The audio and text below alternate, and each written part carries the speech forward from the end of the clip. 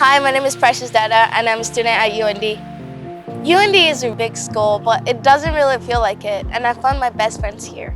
Coming from a 2-year college to a 4-year college, that was a big transition because I've always been a shy person in high school. I did not join any clubs in high school at all.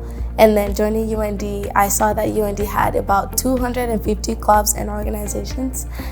And I felt like maybe joining one wouldn't hurt, right? And Alpha Chi Omega was the first organization I joined, and I saw that that really brought a lot of leadership qualities that I have now, and I decided to join Student Government, African Student Union. I was the MC for Feast of Nations, and so all these experiences that I've had at UND has made me grow as a person, as a student, and also as a leader, and has helped me in my professional growth in my work. I'm just so thankful for this community. UND feels like home to me.